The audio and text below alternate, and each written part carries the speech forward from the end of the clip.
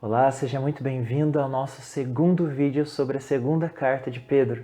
Antes de qualquer outra coisa, eu gostaria de te convidar a se inscrever aqui no nosso canal, além de ativar o sininho ali para receber notificações a cada vez que a gente lançar um novo vídeo.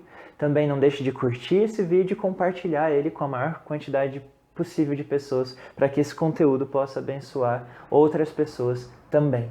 Então você pode aqui na descrição desse vídeo encontrar um link ali para o nosso canal do Telegram, onde você vai encontrar os mesmos slides que eu vou usar aqui nesse nosso estudo. E ali você vai poder revisar os seus próprios estudos ou compartilhar esse mesmo estudo com outras pessoas. Então, antes da gente entrar propriamente dito no capítulo 2 da segunda carta de Pedro, eu gostaria de revisar apenas os pontos principais que nós vimos no nosso vídeo anterior sobre o primeiro capítulo desta carta. Em primeiro lugar, a grande ideia que Pedro quis transmitir através do primeiro capítulo foi que o indivíduo que nasceu de novo recebe instantaneamente, ou seja, no momento pontual, uma nova identidade em Cristo e deve andar de modo coerente com ela, crescendo progressivamente em santidade.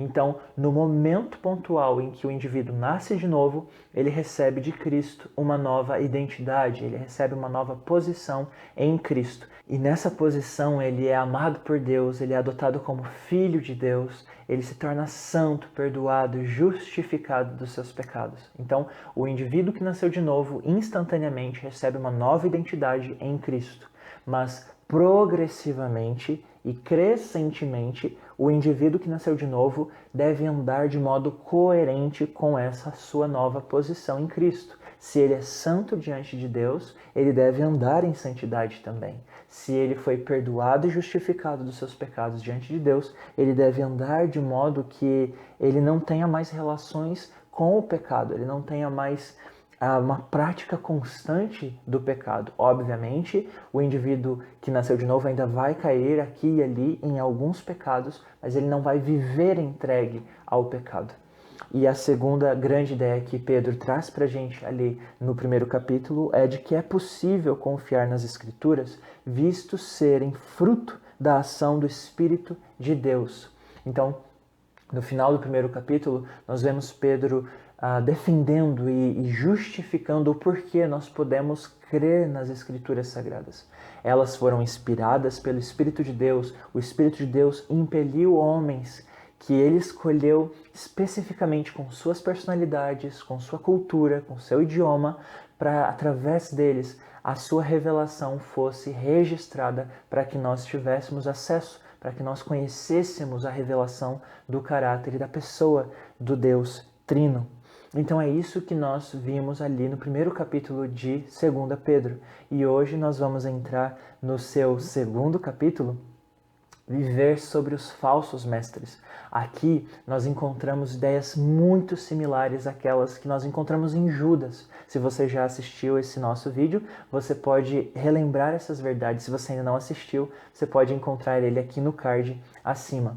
Então a ideia é de que ou 2 Pedro se baseou em Judas, ou Judas se baseou em 2 Pedro para escrever esse conteúdo, porque os dois apresentam similaridades enormes, grandes, em vários pontos, em vários exemplos, em vários argumentos que eles usam durante essa argumentação contra os falsos mestres. E Pedro inicia ali no versículo 1 do seu segundo capítulo dizendo: no passado surgiram falsos profetas no meio do povo.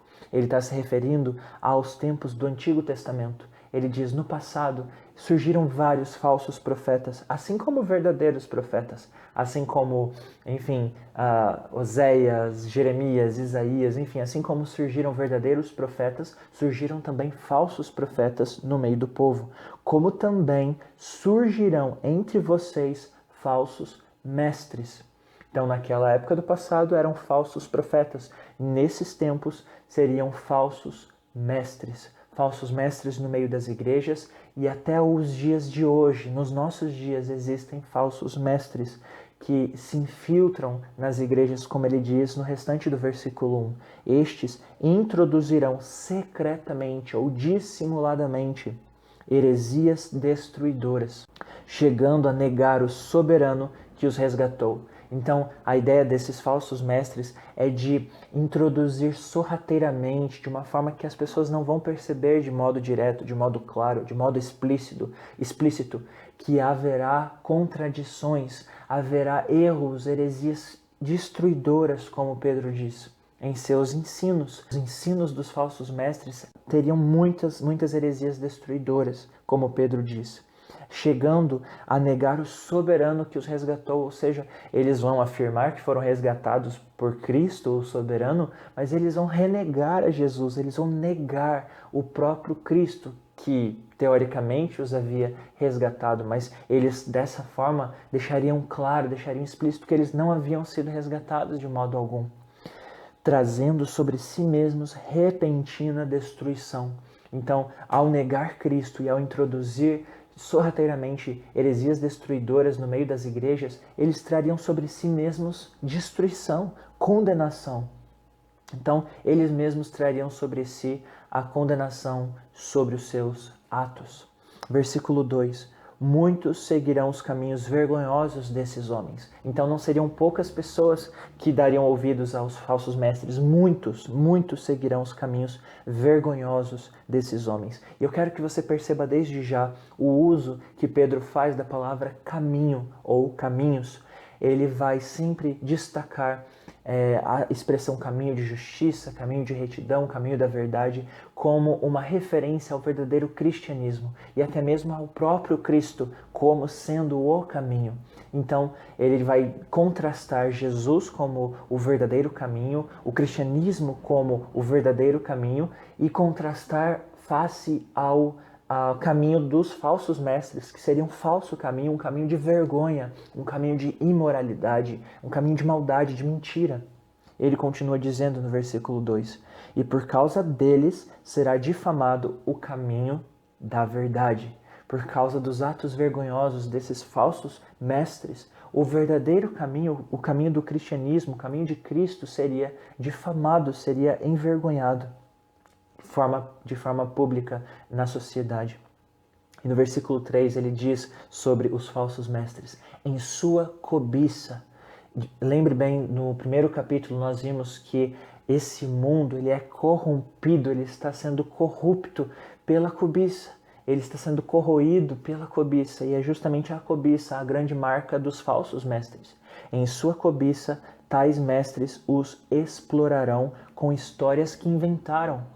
Eles inventarão histórias que até podem parecer que têm sentido, podem até parecer que são verdadeiras, mas são inventadas, e eles só vão usar essas histórias falsas, histórias inventadas para explorar os verdadeiros cristãos ou aqueles que estão no meio do caminho, aqueles que estão começando a entender o Evangelho de Cristo. Então eles vão tentar enganar e explorar essas pessoas com histórias inventadas. Há muito tempo a sua condenação paira sobre eles e a sua destruição não tarda. A ideia que Pedro traz aqui no versículo 3 é de que já foi há muito tempo pronunciada a condenação sobre esses falsos mestres. Então eles ainda não estão esperando, será que a gente vai ser condenado por causa do que a gente está fazendo? Não. Há muito tempo isso já foi de forma explícita declarado que falsos mestres, falsos profetas, pessoas que dissimulam, pessoas que distorcem a verdade sobre Deus, estão aguardando, estão debaixo de juízo, de condenação diante de Deus.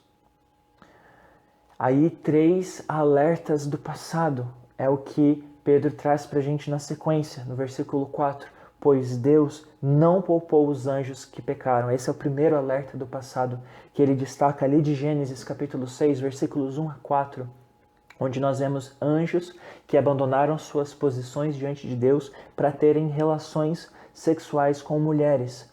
Essa é uma das principais interpretações desse texto. Na verdade, são 3 textos que paralelamente indicam essa interpretação para a gente. Gênesis capítulo 6, Judas versículo 6 e aqui o próprio texto de 2 Pedro capítulo 2, versículo 4, indicando que esses anjos pecaram contra Deus, esses anjos abandonaram sua posição diante de Deus.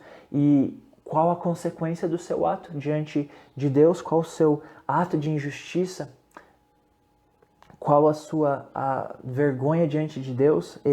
O texto diz, mas os lançou no inferno. Deus não poupou nem mesmo esses anjos que pecaram, mas os lançou no inferno, prendendo-os em abismos tenebrosos, a fim de serem reservados para o juízo final. Então, a ideia aqui é de que Deus não poupou nem mesmo anjos que pecaram contra ele. Então, a condenação vem. O que ele traz nesse primeiro alerta é a certeza de que a condenação virá sobre aqueles que pecam contra Deus. E no versículo 5 ele traz mais um exemplo. Ele diz, Deus não poupou o mundo antigo quando trouxe o dilúvio sobre aquele povo ímpio. Então lá atrás, quando nos dias de Noé as pessoas rejeitaram a verdade de que Deus estava anunciando juízo sobre a imoralidade, sobre a impureza deles, eles não deram ouvidos. E o juízo veio sobre eles ali através do dilúvio, através de muita água, o mundo antigo foi destruído e todo aquele povo ímpio foi destruído com ele também. Mas Deus preservou Noé, pregador da justiça, e mais 7 pessoas que era a sua família, a sua esposa, os seus 3 filhos e as 3 esposas dos filhos dele. Então aqui nós vemos que Deus não apenas traz condenação sobre os ímpios, mas ele também preserva para si aqueles que são justos. Em versículo 6, ele diz, também condenou as cidades de Sodoma e Gomorra, esse é o terceiro alerta do passado, reduzindo-as a cinzas, tornando-as exemplo do que acontecerá aos ímpios. Então, a cidade de Sodoma, a cidade de Gomorra são até hoje como exemplos claros de que Deus condena o pecado, Deus traz juízo sobre a iniquidade. Mas, no versículo 7, ele continua com mais um exemplo de preservação do justo. Ele diz, mas livrou Ló, homem justo, que se afligia com o procedimento libertino dos que não tinham princípios morais, daqueles que viviam ao seu redor. E o versículo 8 aprofunda ainda mais essa realidade, dizendo, pois vivendo entre eles todos os dias, aquele justo se atormentava em sua alma justa, por causa das maldades que via e ouvia. Então a ideia aqui é de que Ló, quando nós olhamos para a descrição de Ló ali em Gênesis, não parece que Ló era tão justo assim. Não parece que ele era alguém que temia o Senhor de forma tão clara assim como era no caso de Noé. Não parece que ele era tão justo, mas aqui o texto do Novo Testamento vem dizendo para nós que sim, ele era justo. Ele tinha suas dificuldades, ele tinha suas lutas e muitas vezes ele deixava ser conformado pela cultura ao seu redor. Mas a própria Bíblia aqui no Novo Testamento diz que Ló era um homem justo diante de Deus e ele se afligia com a maldade que as pessoas daquelas cidades cometiam contra Deus, das cidades de Sodoma e Gomorra. Então, aqui nós vemos que Deus traz juízo sobre essas duas cidades com fogo, em contraste com o dilúvio, que foi juízo em água. Aqui em Sodoma e Gomorra, Deus traz juízo em fogo e ele traz preservação para Ló e para sua família, para suas 2 filhas também. Então ele preserva aqueles que são justos. E versículo 9 diz, vemos, portanto, que o Senhor sabe livrar os piedosos da provação e manter em castigo os ímpios para o dia do juízo. Então é como se o versículo 9 resumisse tudo o que foi dito nesses 3 exemplos anteriores. Deus sabe livrar os piedosos da provação e manter em castigo os ímpios para o dia do juízo. Especialmente o versículo 10 diz, especialmente os que seguem os desejos impuros da carne e desprezam as autoridades. E aqui, ele de uma forma bem discreta, ele aponta para os pecados principais dos falsos mestres. Ele diz, especialmente os que seguem os desejos impuros da carne e desprezam as autoridades, desprezam a autoridade. É justamente esses 2 pecados principais que os falsos mestres do tempo de 2 Pedro estavam cometendo ali no meio daquelas igrejas. Então, ele diz, olha, o mesmo juízo que veio sobre os anjos que caíram, sobre o dilúvio, sobre Sodoma e Gomorra, nesses 3 tipos de juízo, esses mesmos tipos de juízo estão pairando sobre os falsos mestres. Insolentes e arrogantes, tais homens não têm medo de difamar os seres espirituais. Então aqui ele provavelmente já está falando de modo direto aos falsos mestres, Ele diz, eles são insolentes, eles são arrogantes, eles não têm medo de difamar os seres espirituais. E aqui, seres espirituais, muito provavelmente se refere a demônios, a forças espirituais malignas. Eles difamam até mesmo Satanás e os demônios. Contudo, versículo 11 diz, nem os anjos, e aqui seriam anjos bons, anjos que servem ao Senhor, nem mesmo os anjos, embora sendo maiores em força e poder, fazem acusações injuriosas contra aqueles seres na presença do Senhor. Então a ideia é, nem os anjos de Deus fazem acusações contra os demônios e contra o diabo. E por que os falsos mestres ousam difamar esses seres espirituais? Então é como se eles perdessem totalmente o senso de realidade em sua arrogância. Eles pensam que são tão poderosos, eles pensam que são tão grandes espiritualmente que fazem declarações infames contra entidades espirituais. Então a Bíblia nunca dá espaço para que nós façamos declarações pervertidas, imorais, difamatórias contra seres espirituais, nem mesmo contra Satanás, nem mesmo contra os demônios. Nós devemos ser reverentes a Deus e manter o nosso senso de temor, nosso senso de quem nós realmente somos. Deus é quem tem autoridade sobre seres espirituais. A corrupção dos falsos mestres. Pedro segue o seu texto ali nos versículos 12 em diante, falando sobre como esses falsos mestres estão corrompidos, ou como eles estão moralmente corrompidos. Versículo 12 diz, mas eles difamam o que desconhecem, ainda talvez se referindo aos seres espirituais. Eles difamam o que desconhecem e são como criaturas irracionais, guiadas pelo instinto, impulsionadas por seus desejos e paixões, nascidas para serem capturadas e destruídas. Então aqui ele compara os falsos mestres como animais tolos que caem em armadilhas simplesmente porque são arrastados por seus desejos, por suas paixões. Serão corrompidos pela sua própria corrupção. A sua própria corrupção os corromperá. Então a ideia de que o seu próprio pecado trará sobre si condenação, dor, tristeza, tragédia. O seu próprio pecado será a ponte, será a porta de condenação e de corrupção para eles mesmos.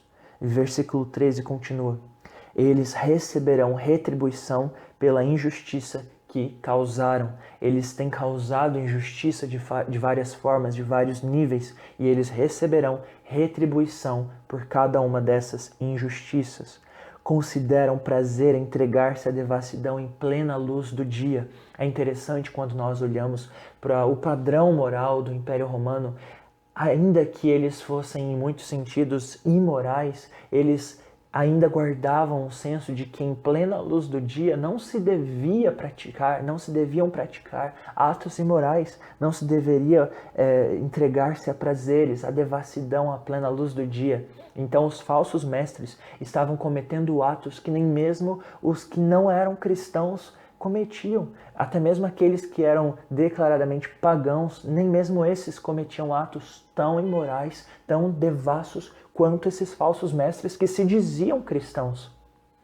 São nódoas, Pedro diz, e manchas, regalando-se em seus prazeres, quando participam das festas de vocês. É interessante aqui, Pedro traz à memória aquelas festas ágape, as festas de comunhão que os cristãos praticavam no primeiro século. No meio dessas festas, onde eles praticavam a ceia do Senhor e uma refeição todos juntos, onde eles se banqueteavam e se alegravam juntos, trazendo à memória o sacrifício de Cristo. Nessas festas, esses falsos mestres praticavam descaradamente, abertamente, atos imorais, atos de devassidão. E por isso, à plena luz do dia, a igreja estava sendo difamada diante dos não cristãos, diante dos pagãos, diante das pessoas que ainda não haviam crido no nome de Cristo Jesus. Então os falsos mestres estavam sendo pedra de tropeço até mesmo para a sociedade em geral. Versículo 14, tendo os olhos cheios de adultério, nunca param de pecar, iludem os instáveis e têm o coração exercitado na ganância. Então a ideia de que eles nunca param de pecar em sua mente, os olhos deles estão cheios de adultério, eles cometem adultério com cada pessoa que passa diante dos seus olhos. E eles ainda iludem os instáveis, as pessoas que ficam em dúvida sobre pecar ou não pecar, as pessoas que estão tendo tanta dificuldade em seguir a Cristo com fidelidade, eles vão e iludem essas pessoas, falando, não, é normal você pecar, é normal você pecar e vem, pode pecar, isso é ser santo, isso é ser elevado na sua vida com Deus, isso é ser íntimo de Deus, pode pecar à vontade. Então eles iludiam os instáveis e eles têm o coração exercitado na ganância. Então tudo que eles fazem é para tirar proveito, é para tirar vantagem, principalmente num sentido financeiro. E Pedro, sem papas na língua, diz, malditos. E com essa única palavra, ele simplesmente quer dizer o como os falsos mestres estão debaixo da ira de Deus. Eles são filhos da ira. E versículo 15 diz, eles abandonaram o caminho reto e se desviaram, seguindo o caminho de Balaão. Eles saíram do caminho reto. Lembra, o caminho aqui se refere provavelmente ao cristianismo, mas provavelmente a Jesus mesmo. Eles abandonaram o caminho reto e se desviaram, abandonaram Jesus, seguindo o caminho de Balaão. Eles trocaram o verdadeiro caminho pelo caminho de Balaão, filho de Beor, que se nós olharmos lá para Números no Antigo Testamento, nós haveremos de ver quais foram os erros que Balaão cometeu. Ele amou o salário da injustiça, ele se vendeu por dinheiro para amaldiçoar o povo de Deus. Com o coração totalmente podre, amou o salário da injustiça.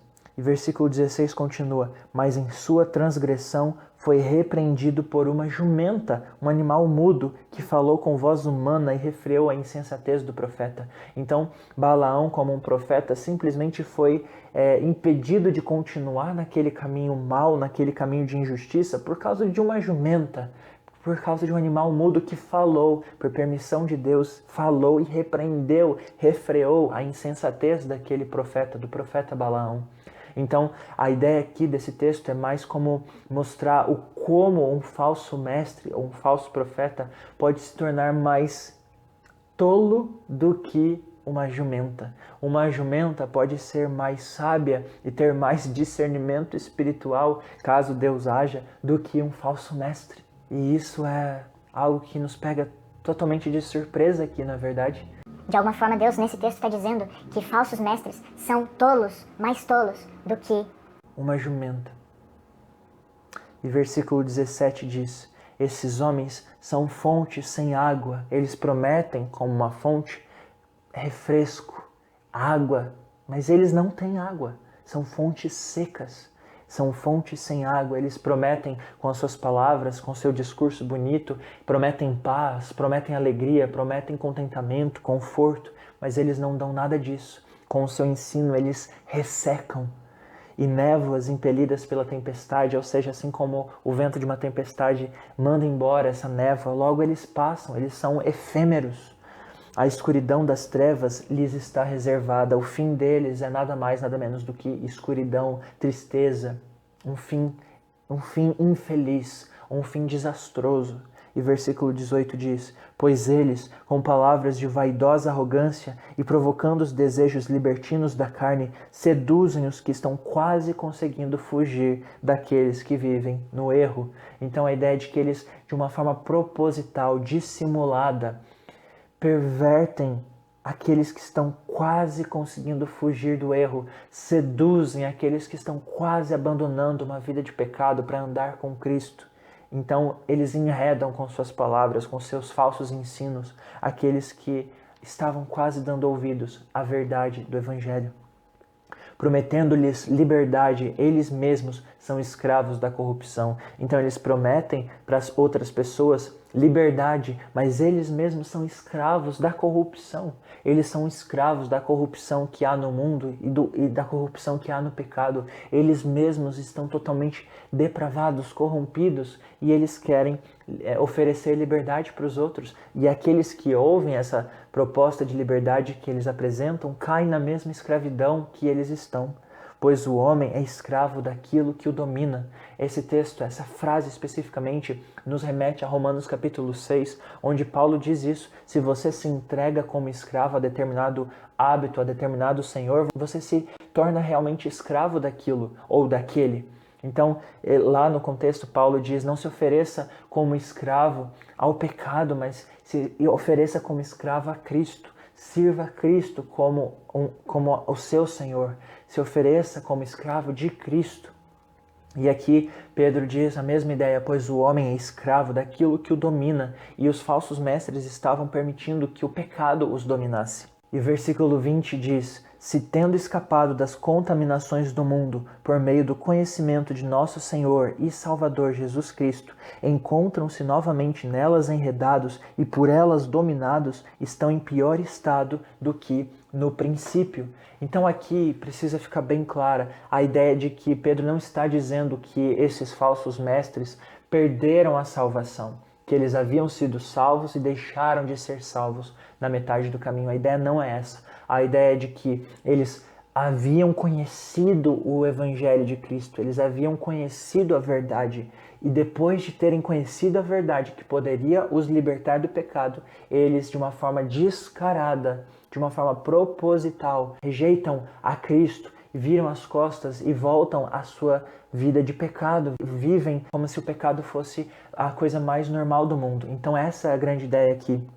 Eles haviam escapado das contaminações do mundo ao conhecer a Cristo, ao conhecer o caminho de Jesus, mas agora eles se encontram novamente enredados nessas perversidades, nessas contaminações e dominados por essas contaminações. Agora eles estão em pior estado do que no princípio. Por que o pior estado? Porque esse estado é pior do que o estado do princípio? A ideia é de que antes eles estavam na ignorância e agora eles estavam rejeitando de uma forma intencional, de uma forma consciente. Aquelas pessoas que pecam com menos conhecimento serão dignas de menos condenação. Aquelas pessoas que pecam com mais conhecimento serão dignas de maior condenação. Essa é a grande ideia que Pedro está trazendo para a gente nesse versículo 20.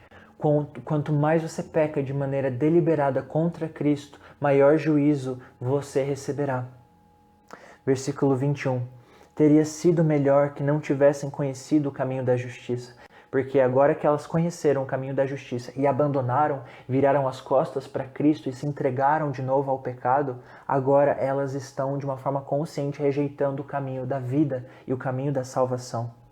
E o versículo 21 continua dizendo: do que depois de o terem conhecido, voltarem as costas para o santo mandamento que lhes foi transmitido. O santo mandamento aqui seria a ideia do próprio Evangelho. A fé em Jesus que salva. Eles viraram as costas para essa possibilidade de salvação, que é a única possibilidade de salvação. A fé em Cristo. Esse é o Evangelho. Eles viram as costas para isso, mesmo depois de terem conhecido esse santo mandamento. E por isso preferem os pecados, preferem as paixões da carne e permanecem debaixo de condenação. E versículo 22, de uma forma bem ilustrativa, Pedro descreve o estado final desses falsos mestres e daqueles que ouvem esses falsos mestres. Confirma-se neles que é verdadeiro o provérbio: o cão volta ao seu vômito. Isso provavelmente é uma referência a Provérbios 26. E ainda a porca lavada volta a revolver-se na lama. Então a ideia que Pedro traz nessas duas ilustrações proverbiais é de que, assim como o cachorro volta ao seu vômito, assim como a porca lavada volta à lama, assim esses falsos mestres abandonavam o caminho da justiça para voltar aos seus antigos pecados, à miséria do seu pecado, à miséria da sua condenação. Não, eles não perderam a salvação, eles simplesmente deixaram claro que eles nunca haviam, de fato, entregue suas vidas a Cristo como seu Senhor. Eles haviam simplesmente se aproximado do caminho real, aproximado da luz, entendido o conteúdo do Evangelho, mas de forma deliberada eles escolheram voltar aos seus pecados de antigamente. E aqui, para finalizar esse capítulo, que é um capítulo pesado, é um capítulo escuro, né? Um capítulo tenebroso, porque mostra que é possível uma pessoa até conhecer e entender o Evangelho e de forma proposital abandoná-lo.